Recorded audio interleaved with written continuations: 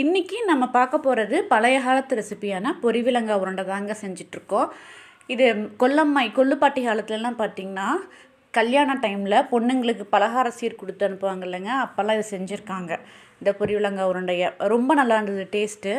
எங்கள் அம்மா சொல்லியிருக்காங்க, அவங்க சின்ன வயசுலலாம் இது அதிகமாக செஞ்சு சாப்பிட்ருக்காங்க. இப்போ தான் இதை நம்ம செய்கிறதே இல்லை அதிகமாக. இப்போனா சில பெரிய பெரிய கடைகள்லாம் கூட திருப்பியும் இது செய்ய ஆரம்பிச்சிட்டாங்க. பொரிவிலங்காய் உருண்டை கிடைக்கிது. சரி, நம்ம இன்றைக்கி வீட்டில் செய்யலாம் அப்படின்னு சொல்லிட்டு இதை ரெடி பண்ணோம்.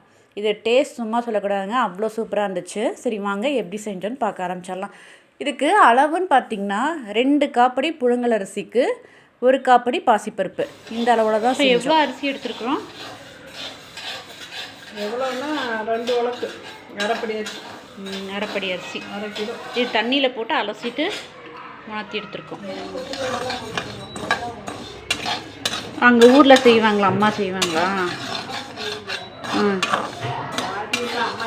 அதான் அம்மாயிலாம் செய்யும்போது செஞ்சுருப்பாங்க.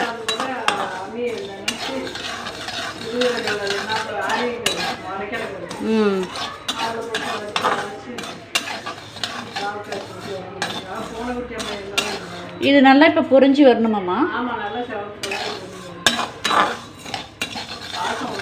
நம்ம எடுத்து வச்சுருந்த புழுங்கல் அரிசியை வாசனை வர வரைக்கும் வறுத்து எடுத்தாச்சுங்க. கலரே மாறி வந்திருக்கு பாருங்கள், இந்த அளவுக்கு வறுத்துக்கிறோம். அடுத்தது பாசிப்பருப்பு வறுத்துக்கலாம். பாசிப்பருப்பு பதிலாக உடச்ச பச்சை பருப்பு கிடைக்கும் இல்லைங்களா, பச்சை பயிறு, அதை கூட சேர்த்துக்கலாம். இந்த உலக்கில் இப்போ 1/2 கப் போட்டுருக்கு, மொத்தமாக 1 உலக்கு.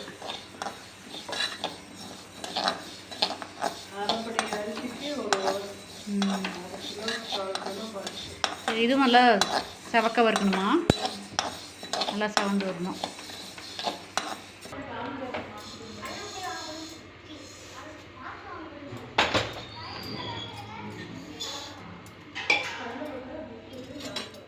பாசிப்பருப்பு நல்லா வறுப்பட்டு வரணும் அப்படிங்கிறதுக்காக 2 தடவையாக சேர்த்து வறுத்திக்கிட்டோம். இப்போ நல்லா வாசனை வர ஆரம்பிச்சிருச்சு, கலரும் மாறி வந்திருக்கு. இப்போ இந்த அரிசி கூடவே சேர்த்து ஆற வச்சிடலாம்.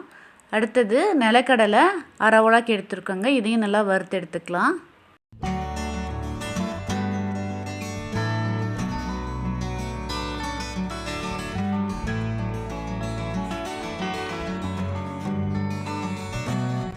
இப்போது வறுத்தெடுத்த அரிசி பருப்பு இது எல்லாத்தையும் ஒன்றா கொட்டி ஆற வச்சுருக்கு. இந்த கடலக்கொட்டையை தோல்லாம் எடுத்து 1-2 எடுத்து வச்சுக்கலாங்க, இதுவும் ஆறிட்டுருக்கு. அடுத்தது இந்த உருண்டைக்கு முக்கியமான தேவை இந்த தேங்காய். இதை துருவி சேர்க்கக்கூடாது, பல்லாக கீறி எடுத்துக்கலாம். நல்லா தின் ஸ்லைஸாக சேர்த்தோம்னா வறுத்துட்டு இந்த உருண்டையில் சேர்க்கும்போது நல்லா வாசனையாக இருக்கும்.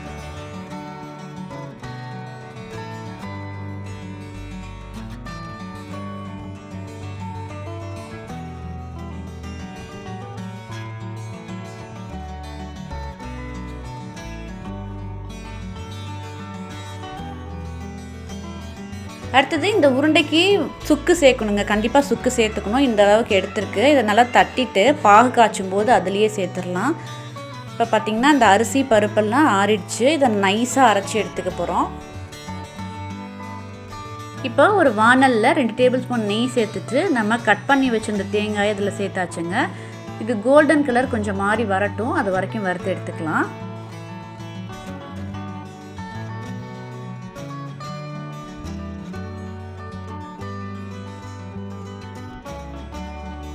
தேங்காய் கலர் மாறி வந்திருக்கு. இப்போ ஸ்டவ் ஆஃப் பண்ணிடலாங்க. இது கூடவே நம்ம வறுத்து வச்சுருந்த நிலக்கடலையை தோல்லாம் எடுத்துட்டு 1-2 உடச்சி வச்சுருக்கு. இதை தேங்காய் கூடவே சேர்த்துட்டு ஒரு பரட்டி எடுத்து வச்சிடலாம். இப்போது பொரிவிலங்காய் உருண்டைக்கு தேவையான பொருட்கள் எல்லாமே ரெடி ஆகிடுச்சுங்க. அடுத்தது பாகு காய்ச்சறது தான். நம்ம அரிசி எந்த அளவு எடுத்தோமோ அதே அளவுக்கு வெல்லமும் எடுத்தாச்சு. இதை கொஞ்சமாக தண்ணி சேர்த்து நல்லா கரைச்சிட்டு வடிகட்டி எடுத்துக்கலாம், அப்போ தான் மண் இல்லாமல் இருக்கும். இப்போ இந்த வடிகட்டின வெல்லத்தை ஒரு கம்பி பதம் வர வரைக்கும் காய்ச்சி எடுத்துட்டு நம்ம அரைச்ச பொருட்கள் எல்லாத்தையும் சேர்த்து உருண்டை பிடிச்சா பொரிவிலங்காய் உருண்டை ரெடி ஆகிடுங்க. இப்போ வெள்ளைப்பாகும் ரெடி ஆகிடுச்சு. அடுத்தது எல்லாத்தையும் ஒன்றா மிக்ஸ் பண்ணிக்கலாம். அதுக்காக ஒரு அகலமான பவுல் எடுத்தாச்சு, பெரிய பாத்திரம் எடுத்துகிட்டு அதில் அரைச்சிருந்த மாவு, நம்ம வறுத்து வச்சுருந்த தேங்காய், நிலக்கடலை இது எல்லாத்தையும் ஒன்றா சேர்த்து கலந்து விட்டுறலாம். இதுக்கப்புறமா வெள்ளைப்பாகு சேர்த்து நல்லா கலந்து உருண்டை பிடிச்சிக்கலாங்க. சில பேர் என்ன பண்ணுவாங்கன்னா, இந்த மாவு வறுத்த மாவு இருக்குது இல்லைங்களா, அரிசியும் பருப்பும், அதை தனியாக கொஞ்சம் எடுத்து வச்சுட்டு உருண்டை பிடிச்சதுக்கப்புறமா அதில் போட்டு ஒரு பரட்டி எடுத்து வச்சுருவாங்க. அந்த மாதிரியும் செய்யலாம். நீங்கள் அந்த மாதிரி நாங்கள் செய்யலை. இது எல்லாத்தையும் ஒன்றா கலந்துட்டு வெள்ளைப்பாகு சேர்த்து அப்படியே உருட்டி எடுத்து வச்சிட போகிறோம். இன்னொன்று, இந்த வெள்ளைப்பாகு சேர்க்கும்போது மொத்தமாக சேர்த்தாமல் கொஞ்சம் கொஞ்சமாக ஒரு 4-5 உருண்டை பிடிக்கிற அளவுக்கு கொஞ்சம் கொஞ்சமாக சேர்த்துட்டு உருண்டை பிடிச்சிக்கலாங்க. இல்லைனாக்கா சீக்கிரமாகவே வரன்னு ஆகிடும், உருண்டை பிடிக்க வராது.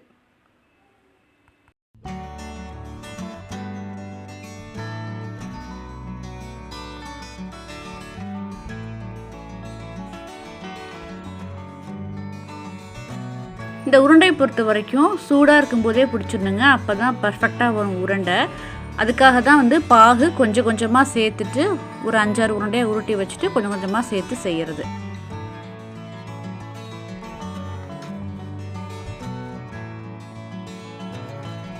இப்போது பொரிவிலங்காய் உருண்டை சூப்பராக ரெடி ஆகிடுச்சுங்க. இது பார்க்கவும் நல்லா இருந்துச்சு, டேஸ்ட்டு ரொம்ப சூப்பராக இருந்துச்சு.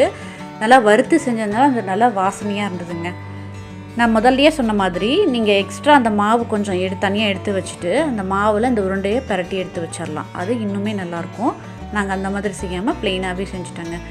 இந்த உருண்டை உங்களுக்கு பார்க்குறதுக்கு எப்படி இருந்துச்சு, நல்லா இருந்ததா அப்படின்றத எனக்கு கமெண்ட் பண்ணுங்கள். இந்த வீடியோ பிடிச்சிருந்தா லைக் பண்ணி ஷேர் பண்ணுங்கள். நம்ம சேனலை சப்ஸ்கிரைப் பண்ணிடுங்க. Bye bye friends, thank you.